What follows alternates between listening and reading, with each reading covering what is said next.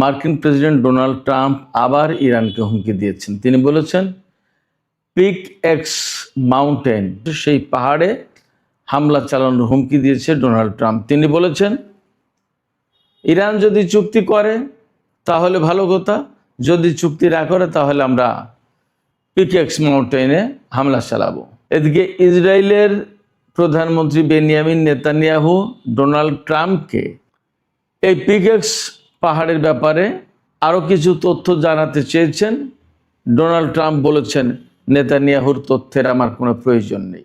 এটা কি দুইজনের ভেতরে দ্বন্দ্বের বহিঃপ্রকাশ?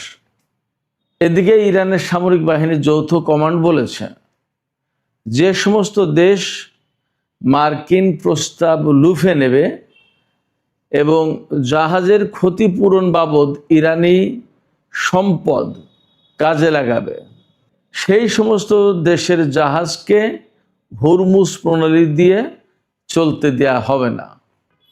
এদিকে জাপান ইরানের প্রতি আহ্বান জানিয়ে বলেছে, বাব আল মানদেব প্রণালীতে ইয়েমেনের হুতি সমর্থিত সরকার বা সেনাবাহিনী যা করছে সেই ব্যাপারে ইরানের উচিত তাদেরকে বিরত রাখা। তুরস্ক নাকি চীন থেকে জে-10C যুদ্ধ বিমান কিনবে এবং সেই টাকা পরিশোধ করবে ইউয়ানে, ডলার ব্যবহার করবে না। খবরটা যদি সত্য হয় তাহলে কিন্তু খুবই তাৎপর্যপূর্ণ। সুপ্রিয় দর্শক, আমি এই সমস্ত বিষয় নিয়েই এখন বিস্তারিত আলোচনা করার চেষ্টা করব। আশা করি প্রত্যেকটা বিষয় খুবই গুরুত্বপূর্ণ এবং আপনারা শেষ পর্যন্ত সঙ্গে থাকবেন। আর যদি ভিডিও ভালো লাগে তাহলে লাইক, কমেন্ট, শেয়ার করবেন এবং চ্যানেলটি সাবস্ক্রাইব করে সাথেই থাকবেন। প্রথমে যে বিষয়টি আমি উল্লেখ করেছি সেটি হচ্ছে, মার্কিন প্রেসিডেন্ট ডোনাল্ড ট্রাম্প এবার সরাসরি হুমকি দিয়েছেন। তিনি বলেছেন, যদি ইরান চুক্তি না করে তাহলে ইরানের যে পিক এক্স মাউন্টেন আছে সেই মাউন্টেনে, অর্থাৎ সেই পাহাড়ে আমেরিকা হামলা চালাবে। তিনি শুধু এই পাহাড়েই হামলা চালাতে চাননি, আরও হুমকি দিয়েছেন। তিনি বলেছেন, ইরানের সমস্ত ব্রিজ 1 ঘন্টার ভিতরে আমেরিকা ধ্বংস করে দিতে পারে, আর ইরানের যে সারা দেশে বিদ্যুৎ কেন্দ্র রয়েছে তা 1 দিনের ভিতরে শেষ করে দিতে পারে। এই সমস্ত হুমকি কোথায় দিচ্ছেন তিনি? মার্কিন ফক্স নিউজকে দেয়া সাক্ষাৎকারে ডোনাল্ড ট্রাম্প এই সমস্ত কথা বলেছেন। কেন এই সমস্ত কথা বলছেন তিনি? তাকে জিজ্ঞেস করা হয়েছিল, ইসরায়েলের প্রধানমন্ত্রী বেনিয়ামিন নেতানিয়াহু আমেরিকা সফরে এসেছেন। ফক্স নিউজের সাংবাদিক তাকে জিজ্ঞেস করছেন, যেহেতু সবই আমেরিকার, এই জন্য এসেছেন বলছি। তো নেতানিয়াহু আপনাকে ইরানের পিক এক্স পাহাড় সম্পর্কে কিছু তথ্য জানাবেন। এই বিষয়টাকে আপনি কিভাবে দেখেন বা কি ভাবছেন, কি বলবেন? তখন তিনি সরাসরি বলেছেন, নেতানিয়াহুর কোনো তথ্যের আমার প্রয়োজন নেই, অর্থাৎ তাকে তথ্য দেওয়া লাগবে না। তারপরে তিনি বলেছেন যে নেতানিয়াহু এগুলো কেন বলছেন? এইগুলো বলতে চান এই জন্য যাতে আমি তার সাথে থাকি, আমি তার সাথে সবসময় যুক্ত থাকি। এই যুক্ত থাকা মানে দুটো বিষয় হতে পারে। সামনে এই যে অক্টোবর বা সেপ্টেম্বরে ইসরায়েলে নির্বাচন, সেই নির্বাচনে নেতানিয়াহু হেরে যেতে পারেন, যথেষ্ট সম্ভাবনা আছে। এই নির্বাচনে ডোনাল্ড ট্রাম্প তার পাশে থাকুক, নেতানিয়াহু এই কৌশল করছে। ডোনাল্ড ট্রাম্প হয়তো এই কথা বলেছেন যে নেতানিয়াহু চায় যে আমি তার পাশে থাকি, এই নির্বাচনের কথা বলতে পারেন।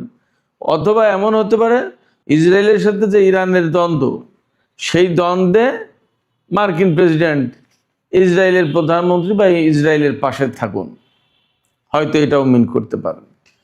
কিন্তু তিনি যে কথা বলেছেন যে নেতানিয়াহুর তথ্যের দরকার নেই, ইনফরমেশন তার কাছ থেকে নেওয়া লাগবে না, গোয়েন্দা তথ্য যে তিনি যেটা দিতে চাচ্ছেন এগুলো আমার দেওয়া লাগবে না, এটার মানে কিন্তু অন্য একটা জিনিস। এটার মানে হচ্ছে ডোনাল্ড ট্রাম্প ইনসাল্ট ফিল করেন, আরে ইসরায়েলের লোকজন আমাকে বারবার গোয়েন্দা তথ্য দেয়, কেন আমাদের গোয়েন্দা তথ্য নেই?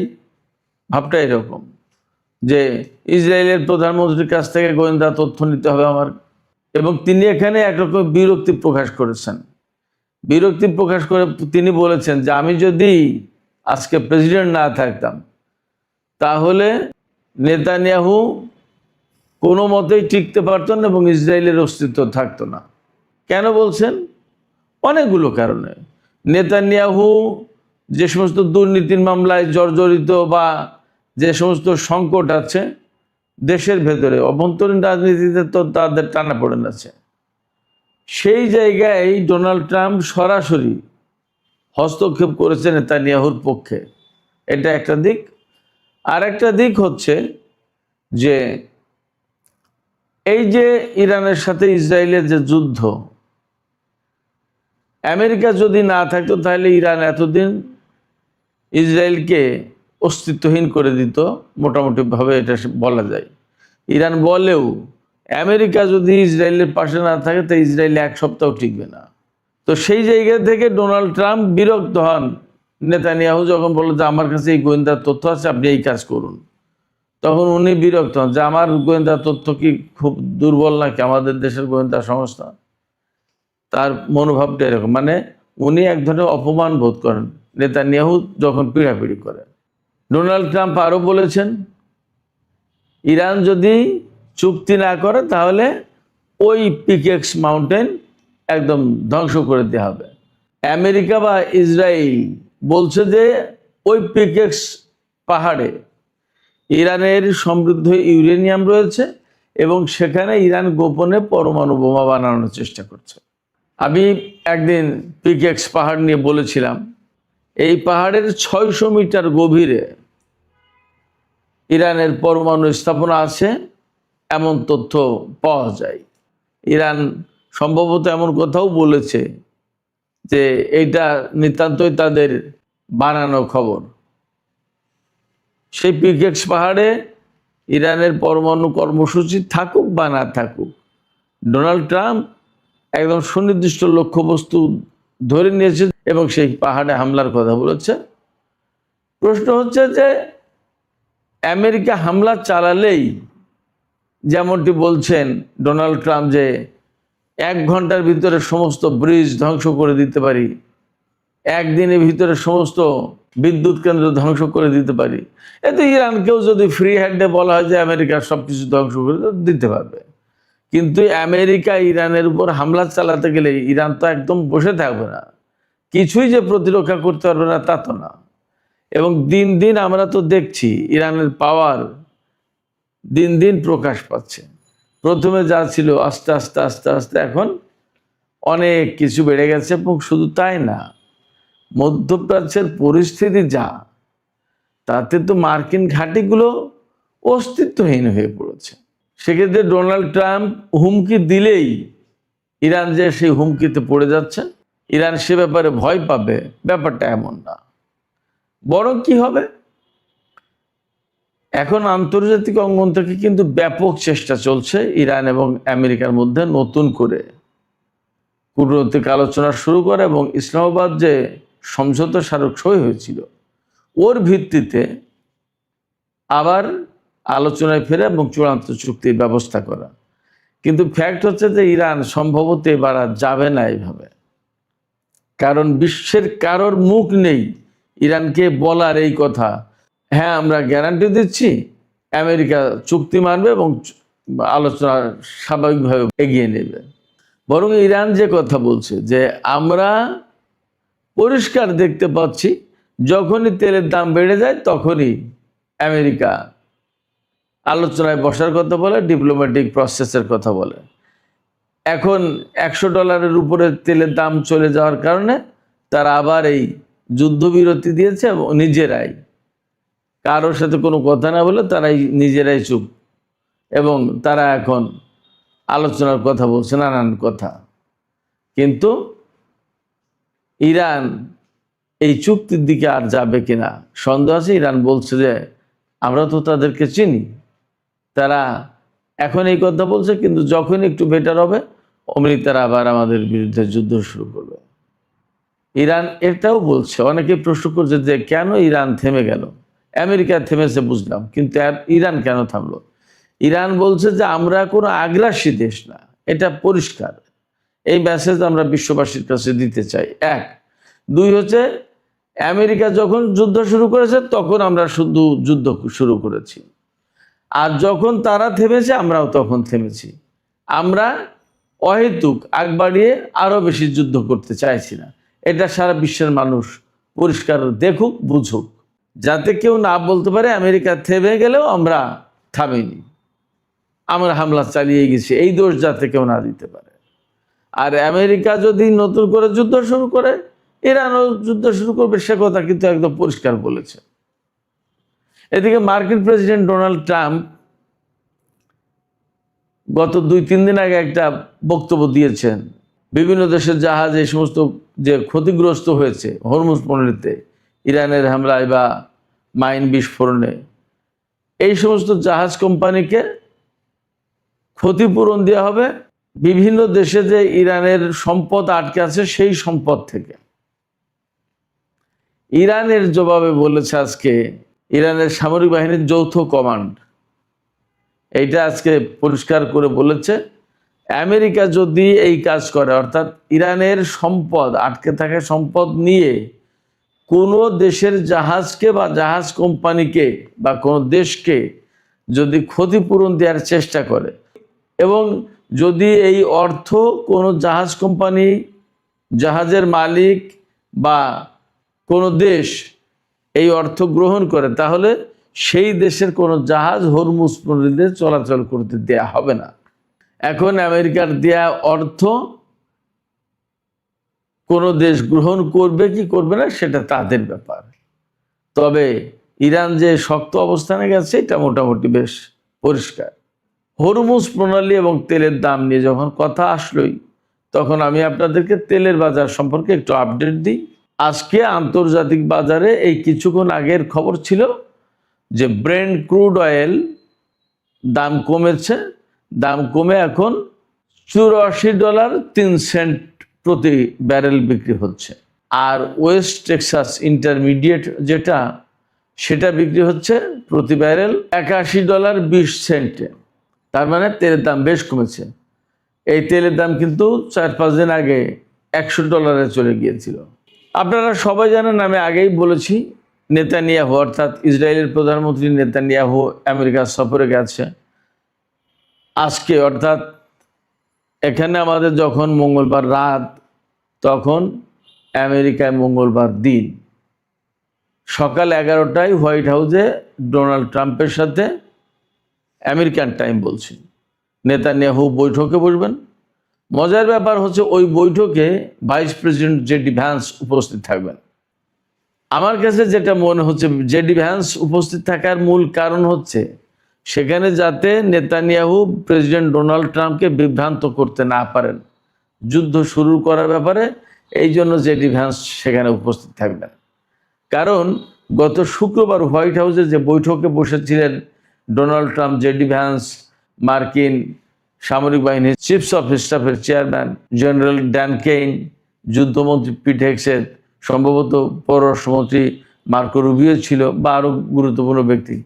সেখানে ডোনাল্ড ট্রাম্প, পিট হেগসেথ তারা কিন্তু যুদ্ধের পক্ষে কথা বলছিল, ইরানের বিরুদ্ধে বড় যুদ্ধ শুরু করতো এটা বলছিল। সেখানে উদ্বেগ প্রকাশ করেছিল এবং বিরোধিতা করেছিল জেডি ভ্যান্স এবং Dan Kane, general Dan Kane. তারা বলেছিল যে এই মুহূর্তে আমাদের হাতে যে সমস্ত অস্ত্রপাতি যে পরিমাণ আছে, এই অবস্থায় ইরানের সাথে যুদ্ধ করলে বিপজ্জনক পরিস্থিতি তৈরি হবে। এরপরে কিন্তু ডোনাল্ড ট্রাম্প যুদ্ধে যায়নি, এখন পর্যন্ত আর যুদ্ধ নেই, বরং 3 দিন যুদ্ধ বন্ধ।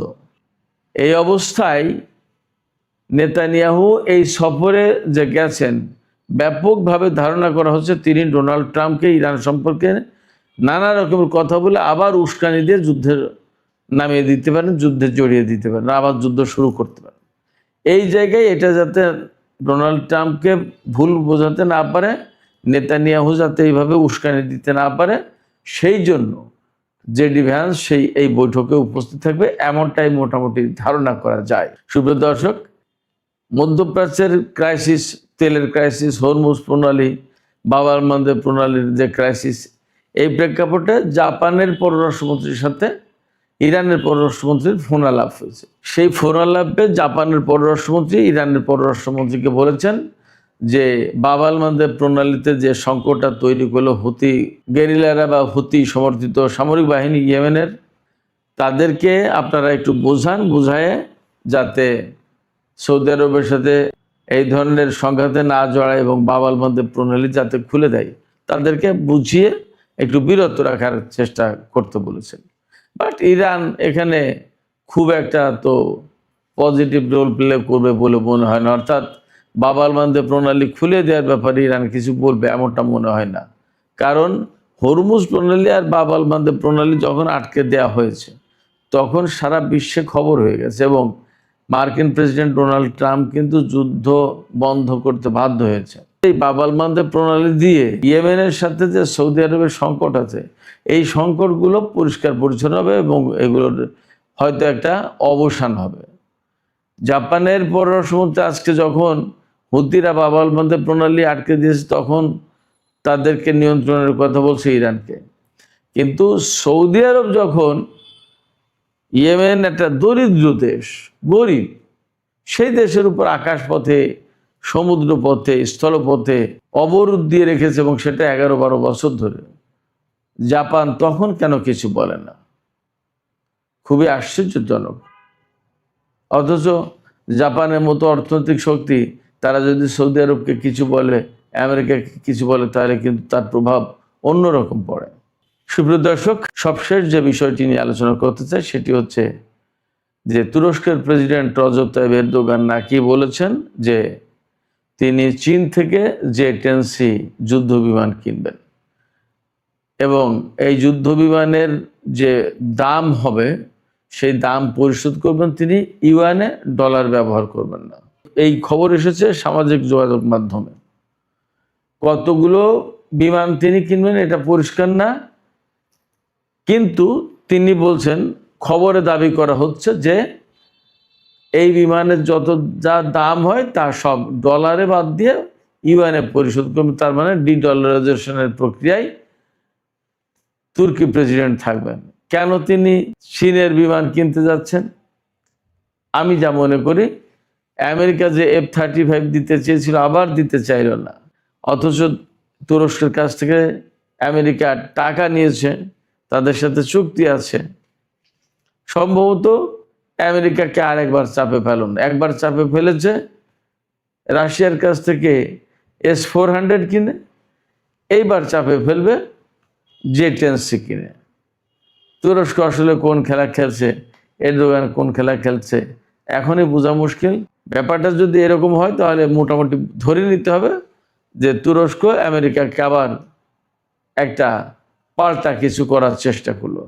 বাট দেখা যাক কোথায় গিয়ে এর শেষ হয়। সুপ্রিয় দর্শক, এখনকার আলোচনা এখানে শেষ করতে চাইছি। আলোচনা শেষের আগে আমি আপনাদের কাছে জানতে চাই, আপনাদের মতামত কি সেটা বুঝতে চাই। ডোনাল্ড ট্রাম্প যে বললেন নেতানিয়াহুর কোনো ইনফরমেশনের দরকার তার নেই, এর ভেতর দিয়ে কিন্তু একটা ক্ষোভ, নেতানিয়াহুর উপর একটা ক্ষোভ প্রকাশ পাচ্ছে। আপনারা কি তাই মনে করেন নাকি এটা একটা কৌশল? আবার হোয়াইট হাউসে ট্রাম্পের সাথে নেতানিয়াহুর যে বৈঠক হবে সেই বৈঠকে JD ভ্যান্স উপস্থিত থাকবেন। এর কারণ কি? নেতানিয়াহু যাতে ট্রাম্পকে ভুল বোঝাতে না পারেন এই জন্য, নাকি বৈঠকে আলোচনা আরও সুন্দরভাবে এগিয়ে যেতে যায়, ডোনাল্ড ট্রাম্প এবং নেতানিয়াহুর মধ্যকার যাতে দ্বন্দ্ব নিরসন হয় সেই চেষ্টা করবেন JD ভ্যান্স? আপনাদের কি মনে হয়? আপনাদের মতামত কমেন্টে জানাতে পারেন। আর ভিডিও ভালো লাগলে লাইক, কমেন্ট, শেয়ার করবেন এবং চ্যানেলটি সাবস্ক্রাইব করে সাথেই থাকবেন। দর্শক, আপনাদের সবাইকে অনেক অনেক ধন্যবাদ। আল্লাহ হাফেজ।